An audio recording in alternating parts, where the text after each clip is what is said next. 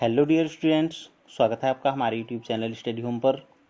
Students, NCERT maths के इस video में आज हम क्लास 9 के चैप्टर 1 नंबर सिस्टम यानी संख्या पद्धति के बारे में पढ़ेंगे और इसकी एक्सरसाइज 1.1 और 1.2 को सॉल्व करेंगे। तो आइए शुरुआत करते हैं। स्टूडेंट्स, पिछली कक्षाओं में हम नंबर लाइन यानी संख्या रेखा के बारे में तो पढ़ ही चुके हैं और इस पर विभिन्न प्रकार की संख्याओं को कैसे निरूपित किया जाता है ये भी हम जान चुके हैं।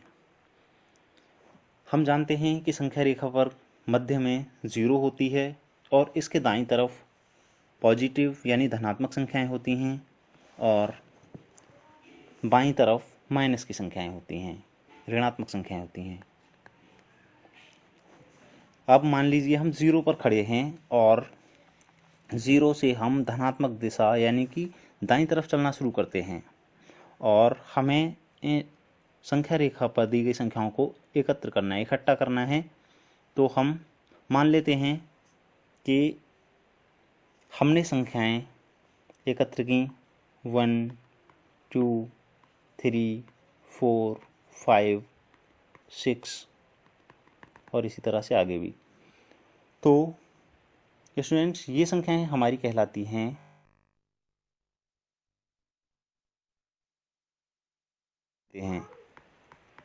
यानी all counting numbers are natural numbers और हम इनको हम डिनोट करते हैं n से, n फॉर नेचुरल। तो नेचुरल नंबर्स होते हैं हमारे 1, 2, 3, 4, 5, 6, 7 जितने भी काउंटिंग नंबर्स हैं ये सभी प्राकृतिक संख्याएं हैं यानी कि नेचुरल नंबर्स हैं।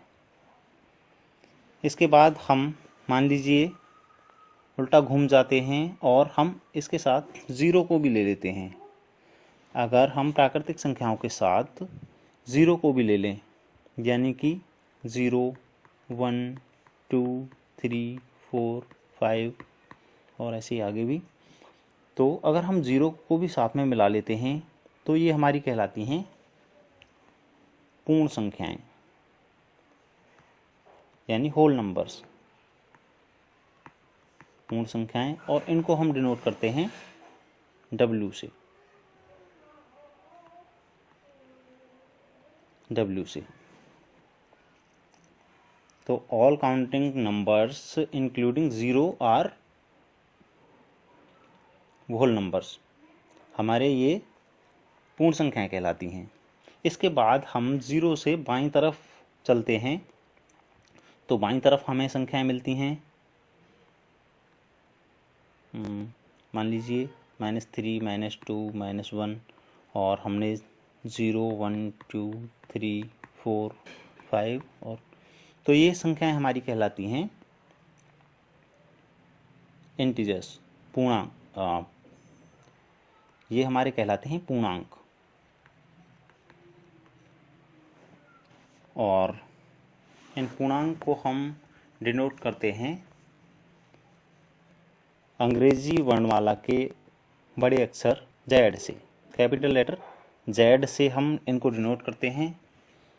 और हम Z से हम इनको इसलिए डिनोट करते हैं क्योंकि Z एक जर्मन शब्द है जो कि ज़ेहलिन से लिया गया है, ये ज़ेहलिन से लिया गया है और जिसका अर्थ होता है गिनना, गिनना। और जहल, ZAHL, इसका अर्थ होता है संख्या। तो इसलिए हम इसको Z से निरूपित करते हैं। एक बार रिपीट कर लेते हैं। प्राकृतिक संख्याएं होती हैं 1, 2, 3, 4, 5, 6, 7 जो कि सभी काउंटिंग नंबर्स हैं और अगर इनमें हम 0 को भी इंक्लूड कर लें, 0 को भी मिला लें तो ये कहलाती हैं हमारी पूर्ण संख्याएं, होल नंबर्स। और होल नंबर्स में हम इनके नेगेटिव जो ऋणात्मक हमारी प्राकृतिक संख्याएं होती हैं उनको भी मिला लें हम तो ये कहलाते हैं पूर्णांक और इनको हम Z से डिनोट करते हैं। स्टूडेंट्स, यहाँ पर हमने प्राकृतिक संख्याओं 1 2 3 4 5 6 आदि की बात की, साथ में पूर्ण संख्याओं यानी 0 1 2 3 4 की बात की, और साथ ही हमने पूर्णांक यानी ऋणात्मक संख्याओं यानी कि -3 -2 -1 0 1 2 3 4 इनकी बात की। लेकिन हम देख पा रहे हैं कि संख्या रेखा पर इन संख्याओं के अलावा भी संख्याएं हैं, जैसे ये 1/2 1/4 -1/3, और इन संख्याओं के बीच में और भी बहुत सारी संख्याएं हो सकती हैं। तो अगर हम इन सभी संख्याओं में इन संख्याओं को भी मिला लें 1/2 1/4 -1/3 -2/3 और भी बहुत सारी संख्याएं हो सकती हैं, तो ये संख्याएं कहलाती हैं परिमेय संख्याएं। जैसे कि हम जानते हैं कि परिमेय संख्याएं कैसे निरूपित की जाती हैं। परिमेय संख्याएं निरूपित की जाती हैं जो संख्याएं P/Q P/Q के सकें, जहां पर P और Q दोनों पूर्णांक हैं और Q बराबर नहीं होता है 0 के।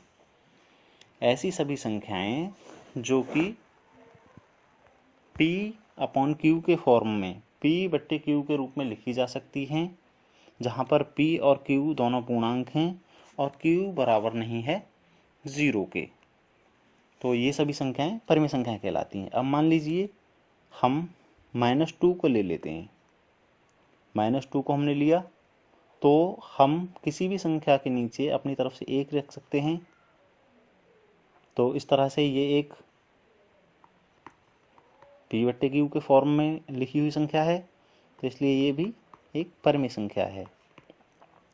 या हम अगर 3 की बात करें, 3 के नीचे हम 1 रख सकते हैं, तो ये भी एक परिमेय संख्या है। यानी कि हम कह सकते हैं कि परिमेय संख्याओं के अंतर्गत प्राकृतिक संख्याएं, पूर्ण संख्याएं और सभी पूर्णांक आ जाते हैं, और हम परिमेय संख्याओं को Q से डिनोट करते हैं। अंग्रेजी वर्णमाला के बड़े अक्षर Q से डिनोट करते हैं, जो कि लिया गया है क्वासेंट से।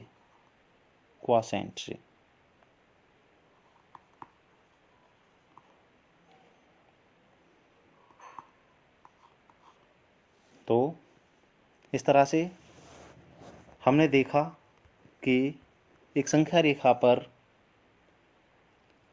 प्राकृतिक संख्याएं, पूर्ण संख्याएं, पूर्णांक और इन सब को मिला दें तो वो कहलाती हैं परिमेय संख्याएं।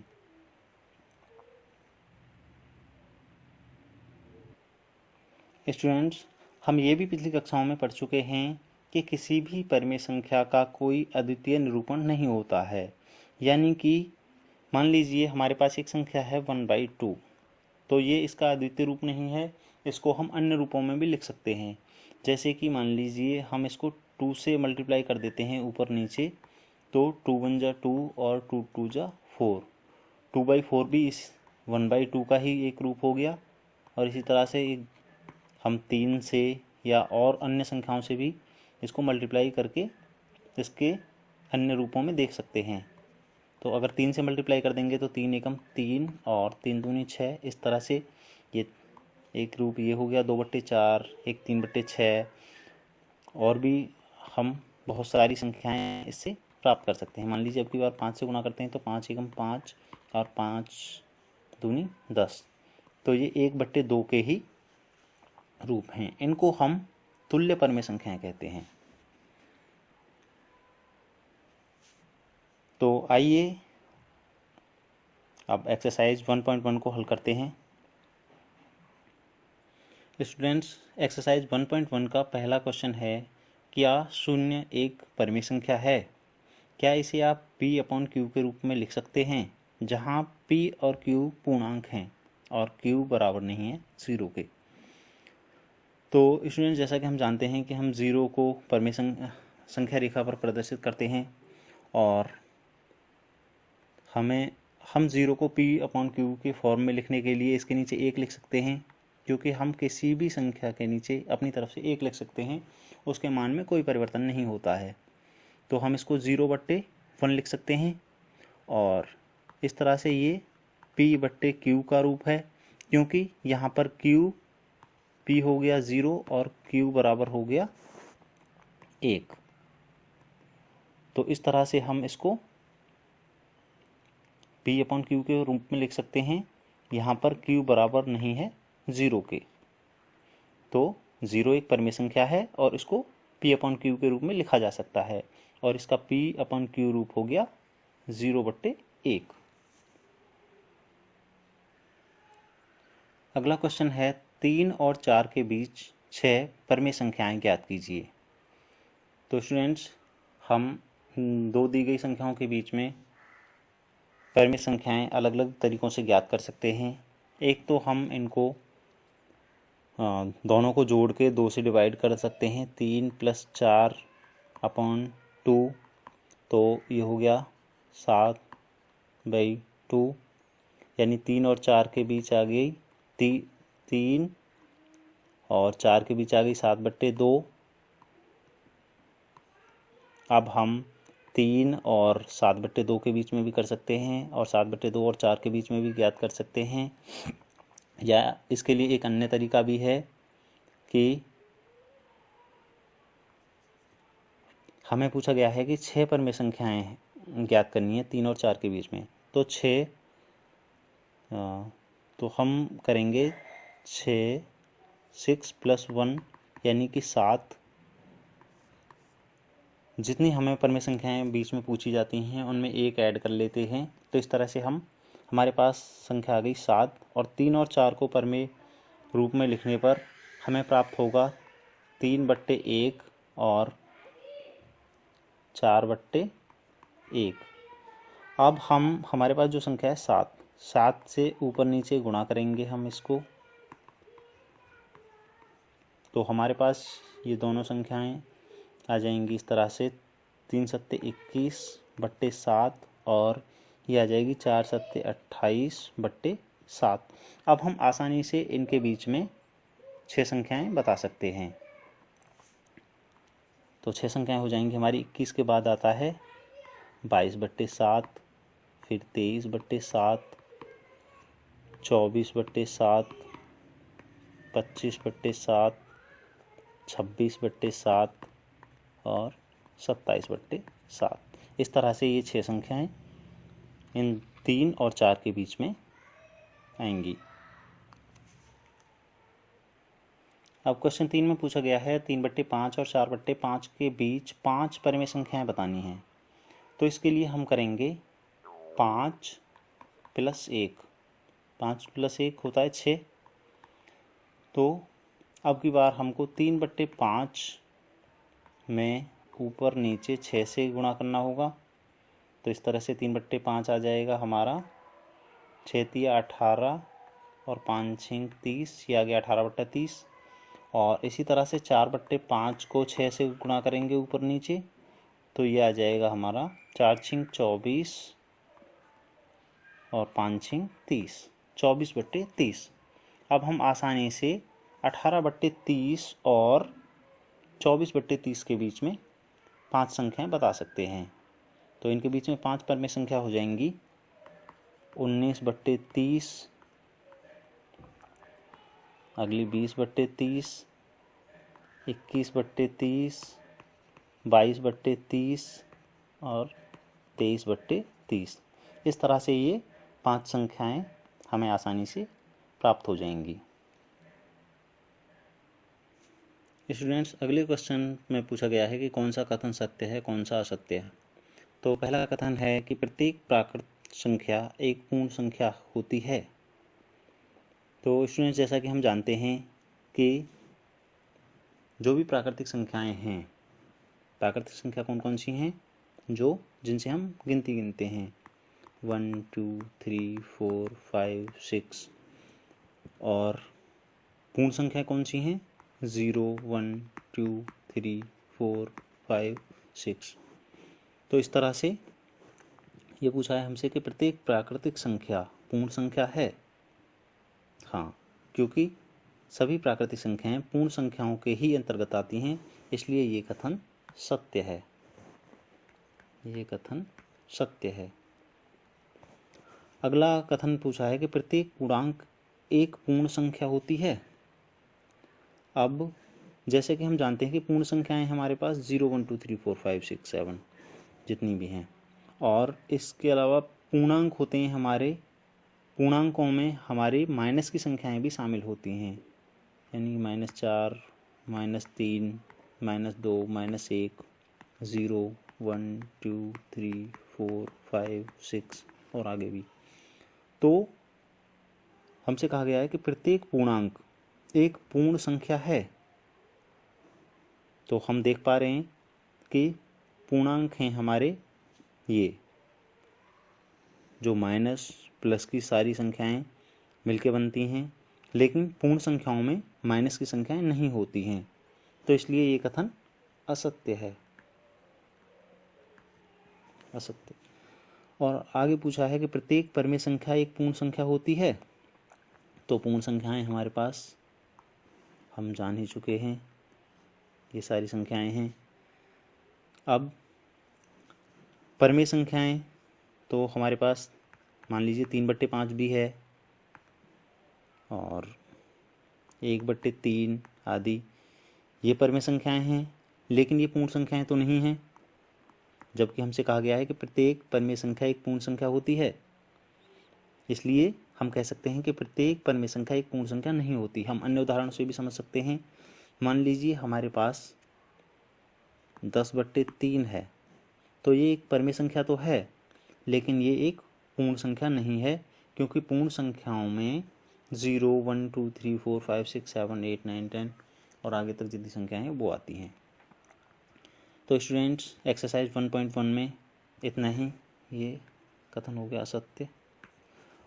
और अब आगे सॉल्व करेंगे एक्सरसाइज 1.2 को। स्टूडेंट्स, एक्सरसाइज 1.2 को सॉल्व करने से पहले आइए जान लेते हैं बेसिक चीज़ों को। जैसे कि हम पिछली एक्सरसाइज के दौरान जान चुके हैं कि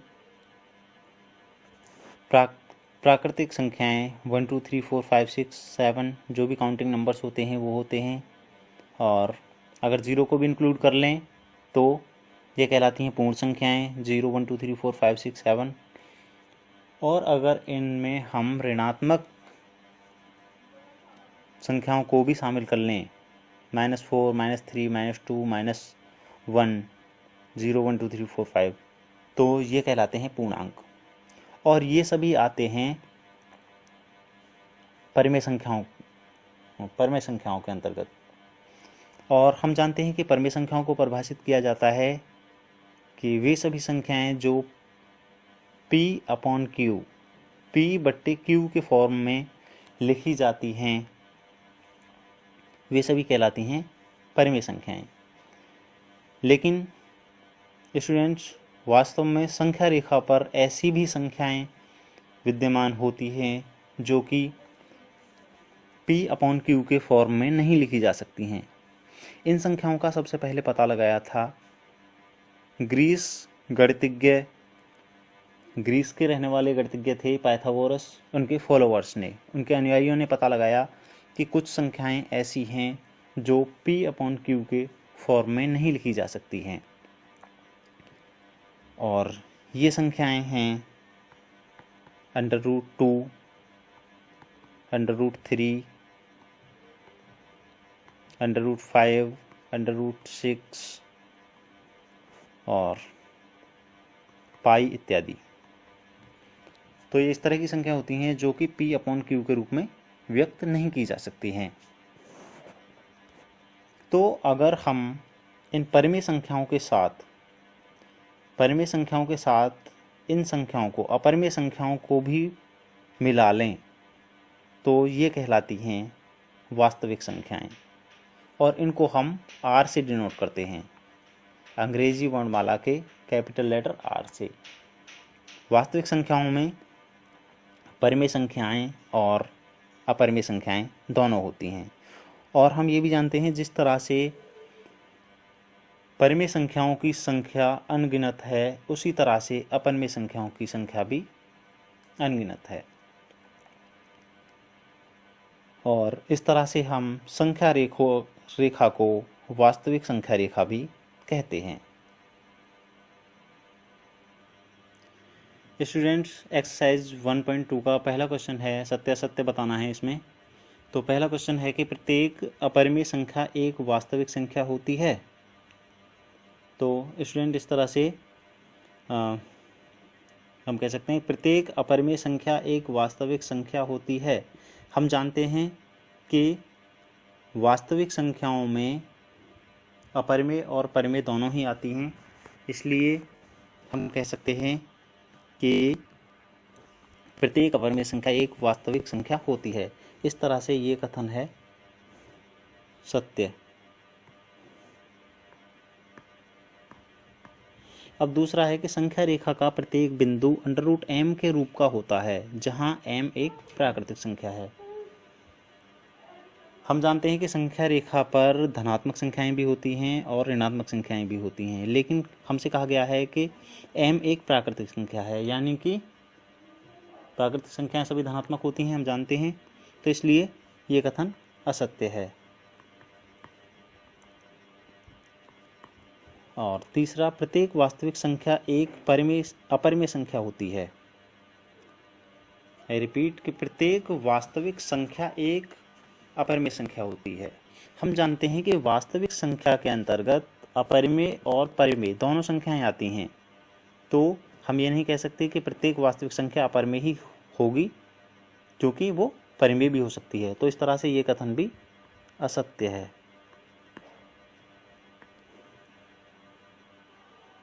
अब अगला क्वेश्चन है कि क्या सभी धनात्मक पूर्णांकों के वर्गमूल अपरिमेय होते हैं? यदि नहीं तो एक ऐसी संख्या के वर्गमूल का उदाहरण दीजिए जो परिमेय संख्या है। तो स्टूडेंट्स, जैसा कि हम जानते हैं कि सभी धनात्मक पूर्णांकों के वर्गमूल अपरिमेय नहीं होते, इनमें कुछ परिमेय होते हैं, कुछ अपरिमेय होते हैं। तो आइए जानते हैं। जैसे मान लीजिए हम 1 का वर्गमूल निकालेंगे तो यह हमें 1 प्राप्त होगा, जो कि एक परिमेय संख्या है। ये क्या है? परिमेय संख्या है। 2 का वर्गमूल हम निकालेंगे तो 2 का वर्गमूल एक अपरिमेय संख्या होती है। 3 का निकालेंगे तो 3 भी एक पूर्ण वर्ग संख्या नहीं है, तो 3 का भी एक अपरिमेय संख्या हमको प्राप्त होगी। और अगर हम √4 का निकालेंगे तो हमको 2 प्राप्त होगी, और 2 जो कि एक परिमेय संख्या है। इसको P/Q के रूप में लिखा जा सकता है और 1 को भी लिखा जा सकता है। तो हम कह सकते हैं कि सभी धनात्मक पूर्णांकों के वर्गमूल अपरिमेय नहीं होते। स्टूडेंट्स, अब एक्सरसाइज का अगला सवाल है कि दिखाइए कि √5 को संख्या रेखा पर किस प्रकार निरूपित किया जाता है। तो स्टूडेंट्स, आइए देखते हैं कि हम इसको संख्या रेखा पर किस प्रकार निरूपित करेंगे। हम जानते हैं संख्या रेखा पर संख्याएं कैसे निरूपित की जाती हैं। बीच में 0 होता है, इसके बाद इसके बाईं तरफ माइनस की संख्याएं होती हैं, -1, -2, इधर प्लस की संख्याएं होती हैं, 1, 2, 3। अब हम √5 को इस पर निरूपित करने के लिए 0 के संपाती एक बिंदु लेंगे O। मान लीजिए यहाँ पर बिंदु है O और एक के संपाती बिंदु है A, यानी OA। OA एक रेखाखंड है जिसकी लंबाई 1 मात्रक है, 1 इकाई है, और इस पर हम एक 90 डिग्री का एंगल बनाता हुआ 1 इकाई का इसके बराबर ही एक रेखाखंड खींचेंगे B, जो हो गया AB, और इसको B को O से मिला देंगे। इस प्रकार एक समकोण त्रिभुज की रचना हो जाती है। और जब हमारे पास इसकी लंबाई 1 है और इसकी लंबाई भी 1 है तो पाइथागोरस प्रमेय से OB की लंबाई होगी, क्या होगी, 1 का स्क्वायर प्लस 1 का स्क्वायर, 1 का स्क्वायर होता है 1 और 1 2, यानी ये √2 हो गया। अब हम क्या करेंगे, बिंदु B पर पहले की तरह बिंदु B पर 1 इकाई वाला एक लंब खींचेंगे। मान लीजिए इस तरह से है और जो कि यहाँ पर 90 डिग्री का एंगल बनाता है और इसको O से मिला देंगे। ये मान लीजिए बिंदु C है और OC को मिला देंगे। इस प्रकार एक अन्य समकोण त्रिभुज OBC की रचना होगी। अब हमारे पास जब ये √2 है और ये 1 है तो इस तरह से यहाँ पे होगा पाइथागोरस प्रमेय से। पाइथागोरस प्रमेय में हम जानते हैं कि जो कर्ण होता है वो होता है कर्ण बराबर होता है √ लंब का स्क्वायर प्लस आधार का स्क्वायर। लंब का स्क्वायर और आधार के स्क्वायर को दोनों का योग करके वर्गमूल निकालते हैं उसका, तो हमें प्राप्त होगा BOC में प्राप्त होगा, हमारे पास है √2 का स्क्वायर और लंब है यहाँ पर 1, या हम 1 का स्क्वायर, तो इस तरह से √2 का स्क्वायर होगा 2 और 1 का स्क्वायर होगा 1, तो इस तरह से प्राप्त होगा √3। ये हमको प्राप्त हो जाएगा √3। अब अगेन हम, क्योंकि हमें √5 प्राप्त करना है, इसलिए हम दोबारा भुजा OC पर एक 90 डिग्री का एंगल बनाता हो 1 इकाई वाला एक रेखाखंड खींचेंगे CD, जो कि इस पर 90 डिग्री का एंगल बनाएगा और D को मिला देंगे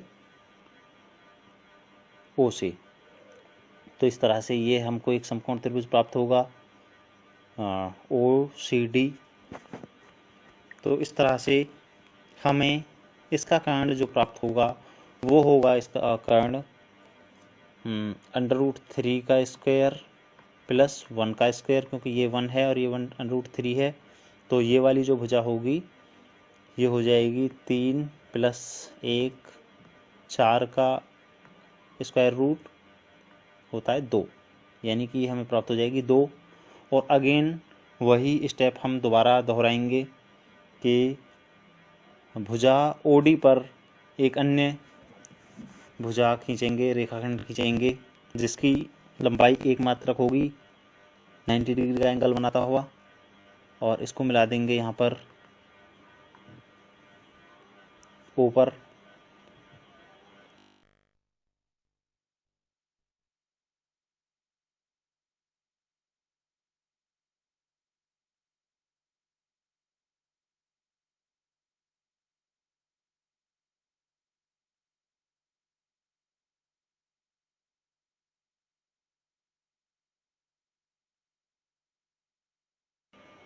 हेलो, तो स्टूडेंट्स इस तरह से हमें एक अन्य त्रिभुज, समकोण त्रिभुज प्राप्त हो चुका है ODE। इसमें OD हमारे पास है 2 और DE 1 इकाई है, तो पाइथागोरस प्रमेय से ये हमको प्राप्त होगा OE, ये होगा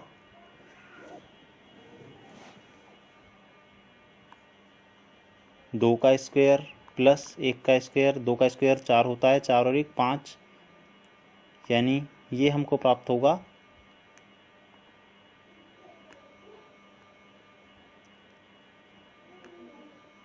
√5।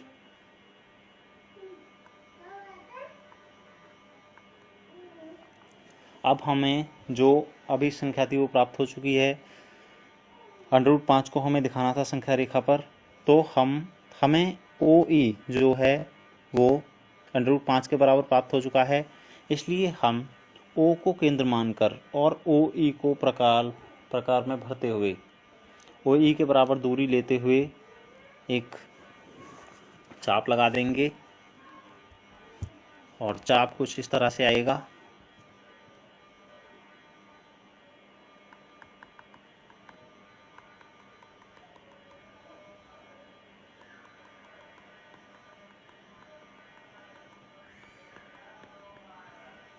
तो ये जो बिंदु होगा इसको मान लीजिए नाम दे देते हैं हम ई डैश।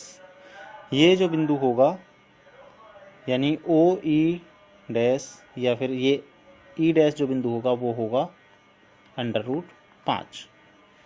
तो इस तरह से हम अपनम्य संख्याओं को संख्या रेखा पर प्रदर्शित कर सकते हैं। स्टूडेंट्स, ये एक्सरसाइज यहीं खत्म होती है। हमारे ये वीडियो देखने के लिए धन्यवाद। अगर आपको ये वीडियो अच्छा लगा है तो आप इसे लाइक करें, दोस्तों के साथ शेयर करें, साथ ही हमारा चैनल स्टडी होम सब्सक्राइब करना ना भूलें। धन्यवाद।